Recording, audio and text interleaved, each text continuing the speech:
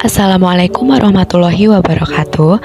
Perkenalkan, nama saya Lestari Ayuneng Anggreni, Program Studi Teknologi Industri Benih, Sekolah Vokasi IPB Angkatan 59. Di sini saya akan memaparkan materi bela negara mengenai Pancasila sebagai dasar dan ideologi negara. Pancasila sebagai dasar dan ideologi negara mempunyai 5 poin penting untuk dibahas kali ini, yaitu Pancasila sebagai dasar negara, Pancasila sebagai pandangan hidup bangsa, Pancasila sebagai ideologi negara, Pancasila sebagai ideologi reformatif, dinamis, dan terbuka, pentingnya ideologi bagi suatu bangsa. Pancasila sebagai dasar negara memiliki makna. Pancasila merupakan landasan bagi penyelenggara negara dan pelaksanaan sistem pemerintahan yang memiliki kedudukan tertinggi dan sebagai sumber dari segala sumber hukum dalam ketatanegaraan di Indonesia. Konsekuensinya, segala peraturan yang ada harus berdasar dan bersumberkan Pancasila. Kemudian Pancasila sebagai pandangan hidup bangsa. Pancasila sebagai pandangan hidup bangsa ini merupakan pedoman dan petunjuk hidup dalam berpikir dan berperilaku bagi masyarakat dan bangsa Indonesia dalam kehidupan sehari-hari. Kemudian Pancasila sebagai ideologi negara. Pancasila merupakan 5 dasar yang berisi pedoman atau aturan tentang tingkah laku yang penting dan baik. Menurut Ruslan Abdul Ghani, Pancasila diartikan sebagai sebuah filsafat negara yang tercipta untuk menjadi ideologi kolektif demi kesejahteraan rakyat dan bangsa Indonesia. Yang keempat yaitu pentingnya ideologi bagi suatu bangsa.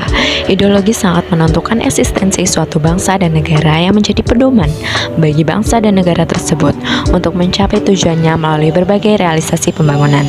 Ideologi sangat penting karena memberikan dasar, arah, dan tujuan bagi bangsa dan negara dalam menjalankan kehidupannya.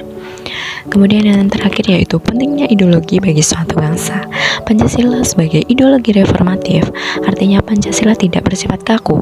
Dinamis artinya Pancasila senantiasa mampu menyesuaikan dengan perkembangan zaman, ilmu pengetahuan dan teknologi, serta dinamika perkembangan aspirasi masyarakat. Terbuka bukan berarti mengubah nilai-nilai dasar Pancasila, melainkan mengeksplisitkan wawasannya secara lebih konkret. Ciri khas dari ideologi terbuka adalah nilai-nilai dan cita-citanya tidak dipaksakan, tetapi digali dari harta kekayaan masyarakat itu sendiri. Kemudian nilai-nilai yang terkandung dalam Pancasila yaitu sila pertama, ketuhanan yang Maha Esa.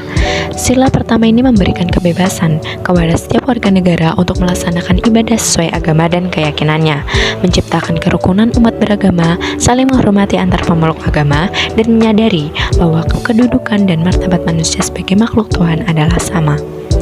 Kemudian yang kedua, kemanusiaan yang adil dan beradab. Sila kedua ini mengandung makna bahwa manusia Indonesia harus selalu menjunjung tinggi harkat dan martabat manusia sesuai dengan nilai-nilai keadilan. Sila kedua menyatakan bahwa bangsa Indonesia menghendaki adanya pergaulan antar umat manusia dan tidak membeda-bedakan sara, baik di sekolah, di rumah, masyarakat, bangsa, dan negara. Kemudian sila ketiga itu persatuan Indonesia.